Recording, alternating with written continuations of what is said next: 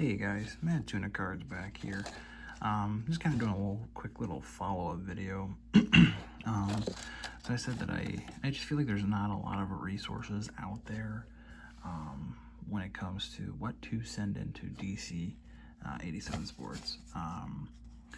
So I just kind of want to do a quick little video. This is their little form. It's really simple. You just make an account, and then you put your username, your email, and then you check the box. I always say, do standard.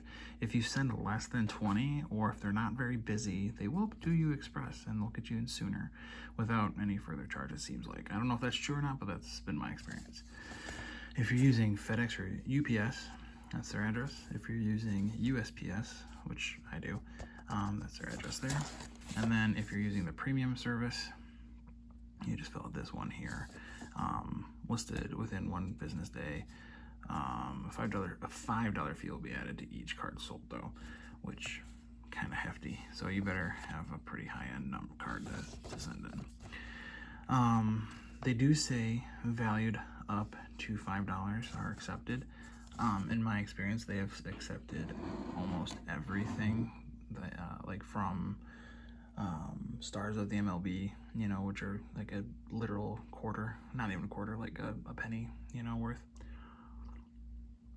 And then, but also like just relatively higher end stuff. So I typically send them cards that are valued between like, $1.50 to $10.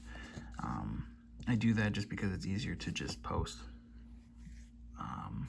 or easier than posting like every single thing and then dealing with customers and stuff like that. My higher end stuff, I genuinely don't sell with them unless it just doesn't sell for in a period of time. So anyway, well, I got a big couple of things here. So cards on the left here are cards I do not recommend selling. Over here I have a littler stack of what I would send. Some of these are my recent purchases that I've had in other videos. This is from mostly a bigger lot that I have bought. And I don't really know what to do with them. I think I'm just going to take them to my LCS and see if they'll take them for a fee. Or not a fee, but something. So, big things to send are patch cards. I don't, whoops, actually that was kind of in this, where'd the other one go? Whatever. I don't really recommend sending cards of like, players who didn't really play too much. This could get me like $1.25, but more than likely, if it does sell, it's going to be $1, and you're out of money. You're not making any money, and the card's just kind of doing nothing. It would be better to sell these cards either if you had an eBay, just put them in a lot, man, and then put them up for auction or just ask a price for it, and you'll get what you want out of it. But I can't tell you how many times I sent in cards where like I'd made nothing. Here's another little list of examples of stuff to send. What is this? This one is from 2022. I don't know anything about this guy. It's his Bowman's Best. I think it's his prospect card, if I'm not mistaken. If he becomes something, this would be worth selling, but like I know nothing of this guy. Refractors, X-fractors of non-big players. Now, again, this is his rookie card. If Emmett Shaheen in like the next year or two goes off, this would be worth selling, So just keep that in mind. But like as of right now, I would not send this in. I got to do some research too. Some of these players, like he might actually be really good, and I don't know, but I haven't heard his name. So, and then this one's a first, right? This is a first. He's not really on the pipeline. I don't believe. Again, I could be wrong, but like I've heard nothing. I'm a big Cubs fan. I've heard nothing of this guy. So like I would hold on to this card if, money wasn't a thing. I would just hold on to it or just put it in a lot and sell it. Really, same thing. I think I've heard of this guy, Mr. Adon Sanchez. I'm pretty sure I have heard of him, but like I wouldn't send this in unless like you're okay with getting possibly $1.25. Because I feel like this card would not sell for over $2. Christian Pache refractor, Bones Best. I mean, this would be $1. Allen Ginter, Winfield, you know, big Hall of Famers from modern sets. I mean, they might sell for $1.25, which, you know, you'll get like, I think maybe 10 cents for after it's all said and done, after fees and everything. But like, is it really worth it? Is it worth the risk of not selling or anything like that? Not really. This is a pretty good example too. Sean Alexander. This is a modern set numbered card. This will 100% sell for $1 single on the auctions, and I do not believe it'd be worth your time sending in. You know, if if you had a big lot and you're like, yeah, this could sell for $1.25, and you don't really care, of course it's great to send in. But I truthfully believe it would either not sell, and you'll be out of $1, or it will sell for nothing. A bunch of like old base rookies, like, yes, it's cool that, you know, Howard and Utley, but like this won't sell for anything over $1. You know, Milestone, you know, more refractors, but not the player, you know, stuff like that. Inserts. And keep in mind, if this guy if Nico, oh man, I can't remember this. I know this guy has a lot of drama behind him right now, but if, you know, he becomes a big #1 pick, of course this card would be worth sending in. But, or even just having your own. But like, you know, right now he's got a lot of heat on him. I know he's got a lot of stuff going on, so it's like I wouldn't send this in.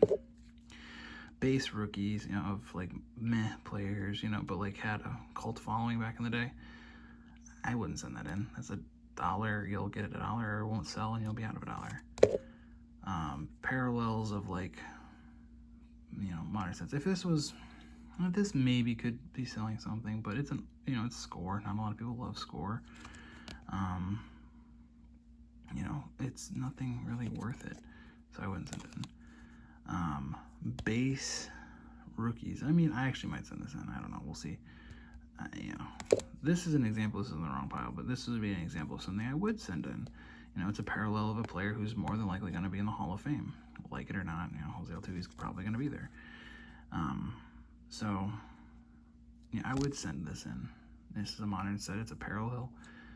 It's relatively sought after right now. You know, sell while it's hot. You know, again, more of like less the same stuff. I don't think I had really any other examples in here that need to be seen. Crystal, you know, well, yeah, there we go. So, like, you know, there's more of this stuff. You know, this might be okay to send. He's a younger player, but I wouldn't send it. Wouldn't send it. Alex Verdugo, Logo Man, no. And then these ones, Parallels of Donruss.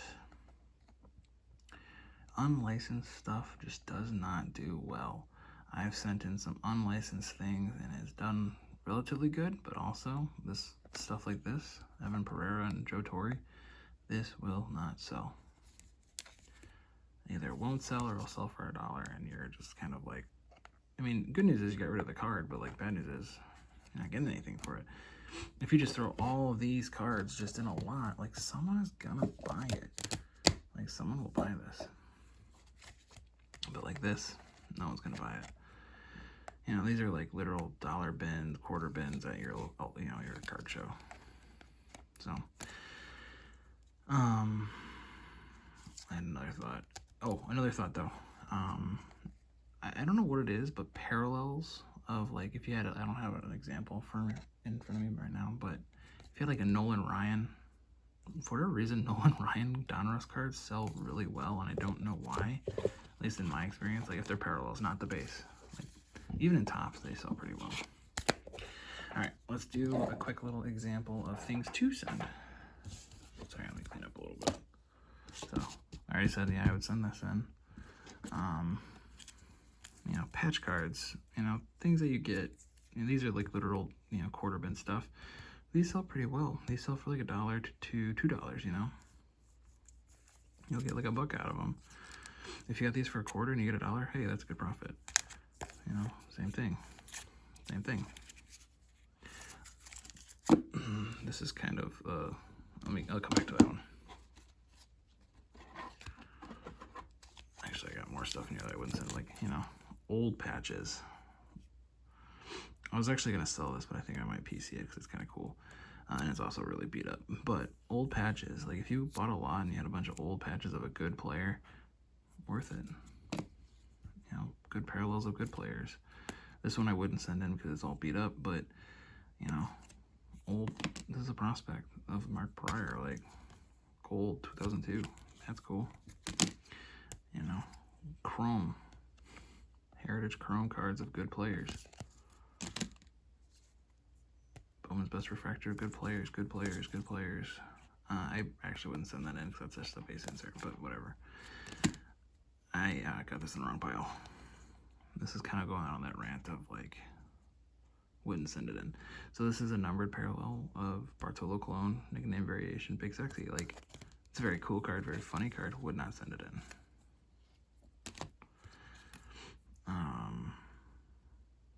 You know, prospect cards that are numbered. You know, this might send in. You could also probably buy these on DC for $1 and then just hold on to them for a while until they're either called up or something. You know, good inserts. You know, maybe low numbered cards. Even if it's like a player who's just not really there anymore, might be a good prospect. This one, okay. So this was kind of like a fringe one, right? So it's Big League, but it's Clayton Kershaw, and it's a parallel. These aren't very rare parallels. They're orange. You get like one every pack in the Big League 2021. They're cool, right? But like, they're not that cool. Big League's not a very sought after brand, so I would imagine Big League's not going to go by the wayside anytime soon. But you know, something like this I actually wanted to keep because he got to 3,000 Ks, and this might be fun to grade, and it might be a little bit profitable. We'll see. You know, good player profit, 9.99. It is obviously, you know, Donruss, non-licensed, but it pops. You know, on DC it might not pop that much though. Just say where it might look like that, and it's not cool. But like if it looks like that, that's cool.